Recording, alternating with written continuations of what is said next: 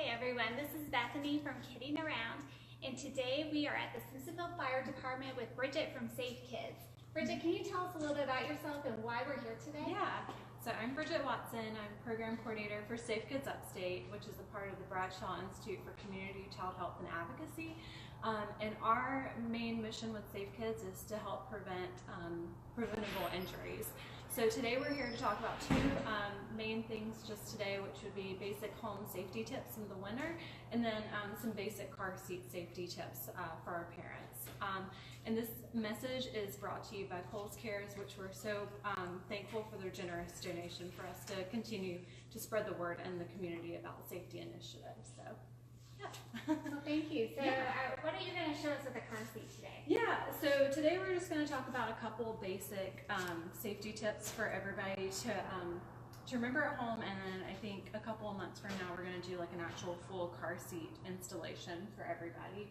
But a few things to start off with is generally there's a misconception in our community that any fire station or police station can do your car seat inspections, and that's not the case. Unfortunately, we're working on that. But currently you want to make sure that whatever station you're going to is an actual permanent inspection station that is staffed by certified car seat technicians. So we'll have a list that we'll give so that you can reference to it, and you'll know which stations in the community completes these checks on a monthly basis. So with that being said, when you come to one of our stations, we go through the basics of the car seat. We make sure it's installed correctly, and then we also educate you on how to use the seat, and if there's anything that might be an error, we correct it.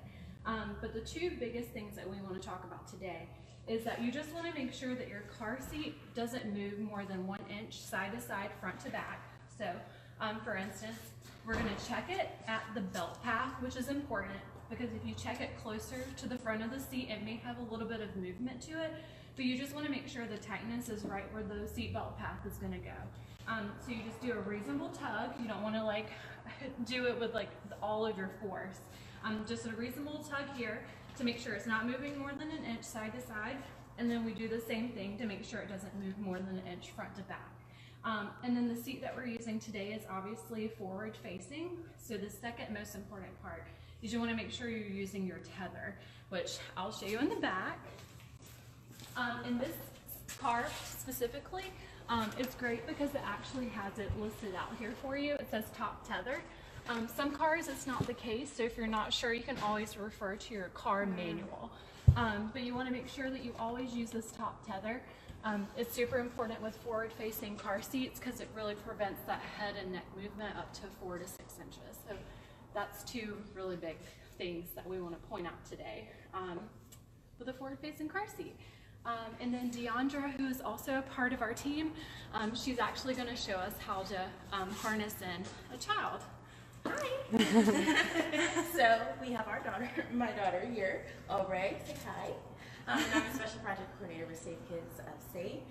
So we are going to show you how to harness a small child in the winter. So you see I have her jacket because I just took it off. So what you'll see, oftentimes, unfortunately, a lot of parents, they go ahead and buckle their children in while they're still wearing a puffy jacket. But this is not safe because ultimately, in the event of a car accident, all this puffiness compresses. And that's where we've seen some instances of children flipping out of the car seat or getting injured. So I will show you. And just a reminder, if anyone has a question, just post it in the comments and we'll get an answer for you. All right. So if you can bring the camera around.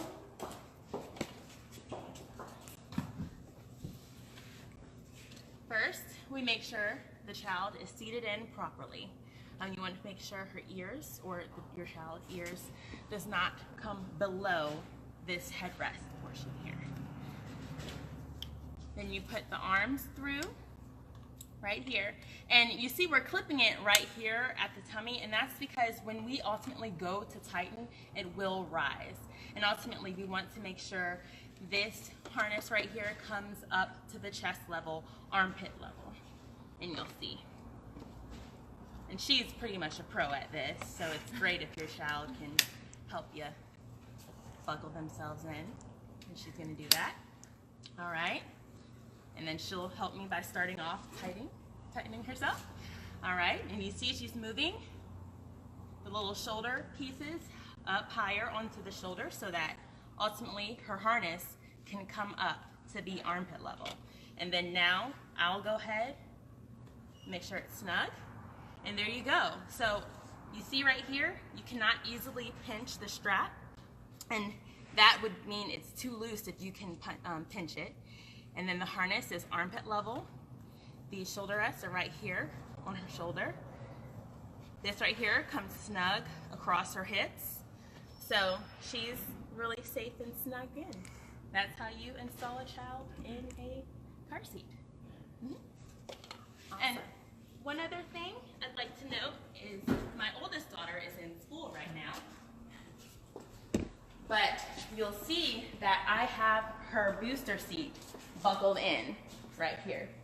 And that's because in the event of a car accident, if she's not in the vehicle and I get into a car accident, this can become a projectile. Anything in the vehicle that's loose can become a projectile in the event of a car accident. So you want to make sure, especially if you have a booster and your child's not in it, you want to go ahead and buckle it up so that it doesn't hit anyone in the vehicle if there were to be a car accident.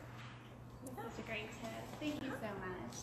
Awesome. Well, thanks so much, DeAndre. And like I said, that's just our basic, quick how to install, how to harness the child in, and then a couple of safety tips as far as like checking your car seat. But we would obviously love for anybody interested to come get your car seat checked at any of our stations. And we're at Simpsonville today because Simpsonville is one of our newer stations, and they do complete checks here. So if you do live in the Simpsonville community, this is a great resource for you. But we also have about 20 other stations in Oconee, Pickens, and Greenville County. And like I said, we'll list those for you. And if you happen to live in Anderson or Spartanburg, there's also inspection stations for you there as well with the other Safe Kids Coalition. So we also like to throw that out there if you don't live in Greenville, Pickens, and Oconee. Oh, yeah. So can you tell me, Bridget, do you just come to the station or do you have to make an appointment? Yeah, so that's a great question. So every station is different, and that's because it's staffed by the firefighters, and so every station may have a different level of amount of techs on their staff. So some stations do allow walk-ins. Some stations, like Simpsonville, they do allow for you to call them ahead of time and they'll actually schedule an appointment for you.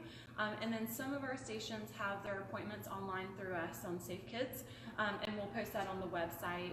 And then you can directly go to our website and actually sign up for those appointments online. But we do all require appointments just to make sure that there's actually a certified tech there to help you.